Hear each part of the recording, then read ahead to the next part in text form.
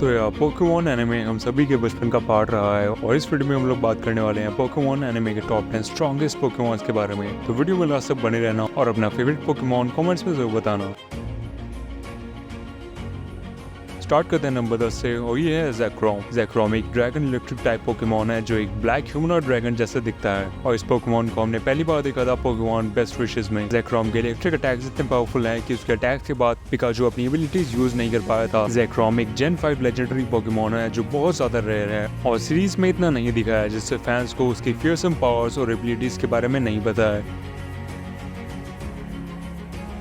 Number 9 पर है हो इकलौता ऐसा लेजेंडरी पोकेमॉन है जो पोकेमॉन सीरीज के फर्स्ट एपिसोड में अपीयर हुआ था 1997 में।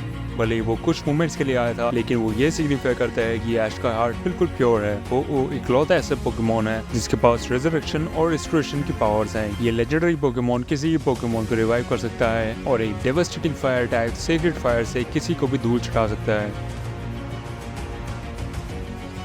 नंबर 8 पर है लुगिया। मैसिव ड्रैगन जैसी बॉडी के साथ एक पावरफुल जेन 2 साइकिक मिथिकल क्रीचर जो पोकेमॉन एनिमे की दूसरी मूवी में दिखा था। लुगिया एक लेजेंडरी पोकेमॉन है जो अपनी ओवरवेलमिंग पावर्स के साथ ओशंस की गहराइयों में शांति से रहना पसंद करता है। वैसे तो ये गुड नेचर बीस्ट है लेकिन अगर कोई इसके रहते सी के क्रीचर्स को नुकसान पहुंचाने की कोशिश करेगा तो लुगिया उसे बख्शता नहीं है। अपनी वाटर बेस्ड एबिलिटीज और डेवास्टेटिंग पावर्स के साथ लुगिया इंसानों से टेलीपैथिकली भी कम्युनिकेट कर सकता है। नंबर 7 पर है सेलेबी। सेलेबी दिखने में क्यूट और बड़े ही साइज में उतनी बड़ी ना हो लेकिन वो एक mythical psychic grass type Pokemon है जो किसी भी और लेजेंडरी पोकेमॉन के साथ पार पर है। इसे हमने पहली बार पोकेमॉन फॉरएवर मूवी में देखा था। सेलेबी टाइम ब्लिटिंग के अलावा एक लौती पोकेमॉन है जिसके पास टाइम ट्रेवलिंग एबिलिटीज हैं। जो सेलेबी स्ट्रेंथ साइज और ऑफेंसिव अटैक में लैक करती है वो पास्ट प्रेजेंट और फ्यूचर में ट्रैवल करके कवर अप कर लेती है और साथ ही वो अपने साथ बाकी लोगों को भी टाइम ट्रैवल करा सकती है। नंबर 6 पर है रेक्वाजा। एक ड्रैगन जैसे दिखने वाला फियरसम लेजेंडरी पोकेमॉन जो वेदर ट्रियोज में से एक है। वैसे तो ये अपने नॉर्मल फॉर्म में ही बहुत खतरनाक है लेकिन रेक्वाजा अपनी मेगा फॉर्म में और भी ज्यादा एग्रेसिव और डेवास्टेटिंग बन जाता है और उसकी स्पीड और एक्शन पर कंट्रोल भी बेहद बढ़ जाता है। इस पोकेमॉन की स्ट्रेंथ का अंदाजा इस बात से लगाया जा सकता है कि वो अकेले अपने मास्टर्स क्यूगरे और ग्रोडॉन से लड़ा था और विदाउट अपनी फुल पावर यूज किए। नंबर 5 पर है पाल्किया और डायलगा। दोनों पाल्किया और डायलगा सिनो लेजेंड के विंग्स हैं जिन्हें माइटी आर्कियस ने बनाया था। पाल्किया एक वाटर ड्रैगन टाइप पोकेमॉन है जो स्पेस को वार्प और डिस्टॉर्ब कर सकता है, रियलिटीज को ऑल्टर कर सकता है और डिफरेंट डायमेंशंस में ट्रैवल कर सकता है। और दूसरी तरफ डायलगा एक स्टील ड्रैगन टाइप पोकेमॉन है जो टाइम को कंट्रोल कर सकता है, टाइम को फ्रीज, मैनिपुलेट और ऑल्टर करके। इन दोनों के पास ही डिस्ट्रक्टिव पावर्स हैं जो अच्छे पोकेमॉन्स को चुटकियों में हरा सकती है।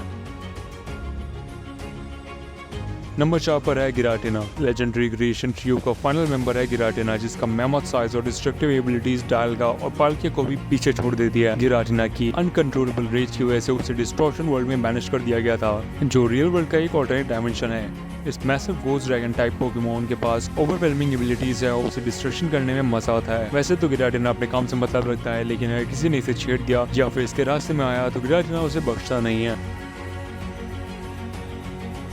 नंबर 3 पर है म्यू। म्यू के प्लेफुल और क्यूट लुक्स किसी को भी धोखे में डाल सकती है लेकिन म्यू पूरे सीरीज में one of the most formidable Pokemon है।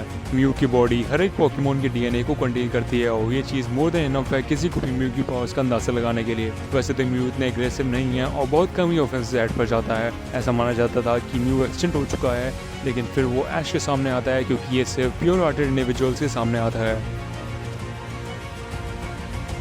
नंबर 2 पर है म्यूटू। म्यूटू एक मैन मेड पोकेमॉन है जिसे बनाया गया था म्यू के डीएनए स्ट्रैंड से। म्यूटू पूरे एनिमे सीरीज में सबसे ज्यादा नोटोरियस और ओवरपावर्ड पोकेमॉन कंसीडर किया गया है उसके एनहांस्ड माइंड कंट्रोल, टेलीकिनेसिस और टेलीपोर्टेशन एबिलिटीज की वजह से। जिस तरीके के एक्सपेरिमेंट्स म्यूटू ने एंड्योर किए हैं उस वजह से म्यूटू और भी विशेष हो गया था। म्यू का एनहांस्ड वर्जन है हायर इंटेलिजेंस और बैटल रेडी इंस्टिंक्ट्स के साथ। म्यूटू की डिस्ट्रक्टिव पावर्स के सामने टिकना किसी भी पोकेमॉन के बस की बात नहीं है।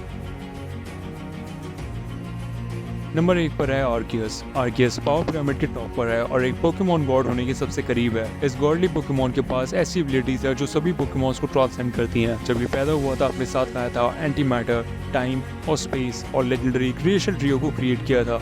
आर्कियस टेलीपैथी यूज करता है कम्युनिकेट करने के लिए और उसके पास अल्टीमेट नेचुरल पावर्स है जिनका कोई सामना नहीं कर सकता है। आर्कियस लेजेंडरी पोकेमॉन्स को भी कंट्रोल कर सकता है और ये गॉडली बीइंग पोकेमॉन यूनिवर्स के सेंटर में है और सबसे अल्टीमेट और पावरफुल पोकेमॉन है। तो यार इस वीडियो की लिए इतना ही। इनमें से अपना फेवरेट पोकेमॉन कमेंट्स में जरूर बताना, और अगर तुम्हें ऐसे एनिमे वीडियोस पसंद है तो एनिमेडी अपने एनिमेशन पैक को सब्सक्राइब किए बिना कहीं मत जाना। मैं तुमसे मिलता हूँ एक नई वीडियो में, तब तक के लिए पीस।